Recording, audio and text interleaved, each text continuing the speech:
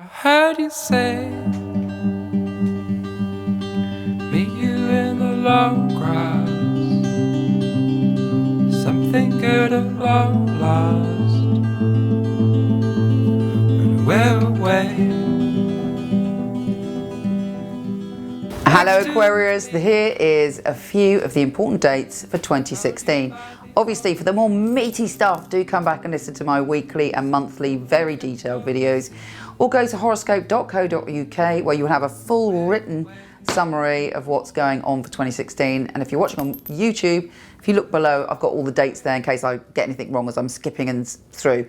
Anyway, let's start off. It starts off quite interesting, your year, as you're sort of going backwards and forwards. On the one hand, you feel you're going forward and there's a lot of progress when it comes to communication, but then suddenly it's all a turnaround and you're like, what happened there?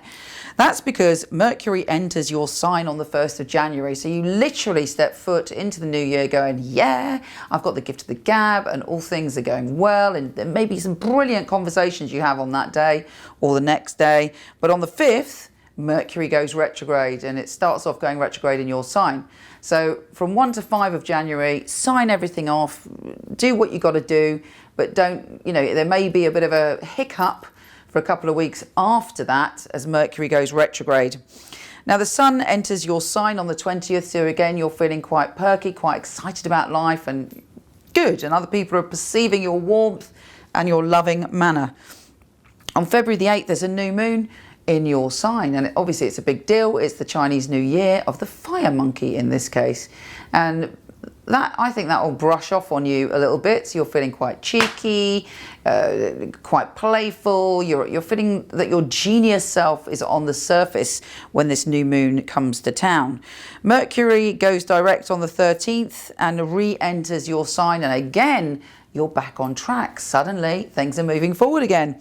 And Venus, the planet of love, on the 16th of February is in your sign. That's a highlight of the year for you love-wise, one of them. And you kind of got this extra special love, magical air around you, and people are very drawn to you. Not just lovers, but also just people like being around you. They get a good vibe off you. Even at work, it should be a boosted energy as you've just got this great energy. On April the 9th, Sun conjunct Uranus. Obviously very important, and you are saying something of pure genius that day or hearing something that has an impact, but it should be out of the blue, but that's just how you like it. On the 13th, it's an important day for all of us, as I believe there's a Star of David, if you include Vesta and Juno. And for me, I pay attention to those things. I'm a bit of a feminist astrologer. I believe that it's very important, and it's a time of great consciousness raising, and our vibration is shifting, and it's one of the most profound days of the year. And for you within that, it's a lot to do with emotion and security, and you feeling grounded in being able to create your dreams. The mystic rectangle on the 13th is also having a profound influence where you have the opportunity to turn your dreams into reality. But don't forget, it's a shift of consciousness and vibration. So some of your dreams may take a different shape, or something even better could come your way. On June the 4th, there's a new moon in opposition to Saturn, but you know what? New moon is a new moon, and it's great for you to have a new beginning, and there could be a creativity, love and soulmate, but there may be something, a responsibility outside that feeling that's not allowing you at that point to fully explore it. On July the 12th, Venus is entering your position of relationships, and you're feeling that you can conquer anything and deal with anything, and you have a lot more optimism about relationships around that day, particularly as on 2 days later Mercury is also in your position of relationships, and you're very good at resolving things and communicating when it comes to love on that day. And on July the 16th, Mercury and Venus are conjunct. So I would say the whole of July is perfect for relationships and love and resolving things and kind of being flirtatious and having quite a good time. And even the Sun enters that energy on the 22nd. And you're feeling good. You might even feel that you can say something that you wouldn't normally say, and it works out. Fingers crossed, it'll work out for you. Uranus is going retrograde on the 30th, which may make you feel that you're in a rocket ship going backwards, but there could be an old conversation with something interesting there that perhaps you didn't really realise the full meaning of at the time. September the 1st, there's a new moon in your position of and it's the annual solar eclipse in your position of all things dark and mysterious. Something may be rising from the surface. It's an opportunity to heal any issues that you have about being powerless or vulnerable, or any kind of sexual relationship or love triangle that may have been lurking around you. Mars is also entering your sign on November the 9th, and you're feeling that you've got real strength and power. Watch your anger. When any time Mars is in our sign, it can create, you know, us being a bit more stroppy than usual. On a positive note, it can make us push for our desires.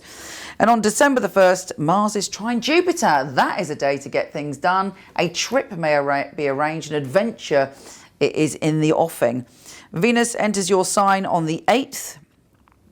Didn't I just say it's entered it a minute ago? Hold on a minute. No, it entered the 7th. I'm not wrong, thank God for that. Venus actually enters your sign, making it even better for love for you. And there's a part of you that just feels that you've sorted things out. Okay, there's a cardinal grand cross on the 15th. Cross that bridge when we come to it.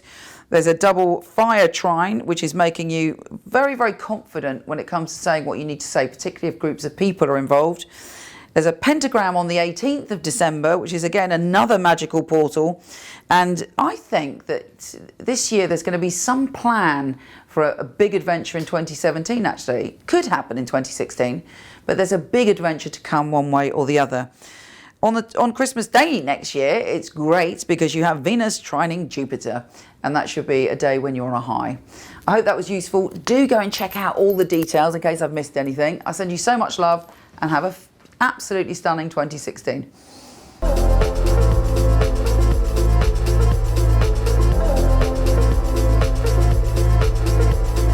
If you like this, please come to my website where there's thousands of articles from psychic to soulmate and lots of free tarot readings, www.michelleknight.com.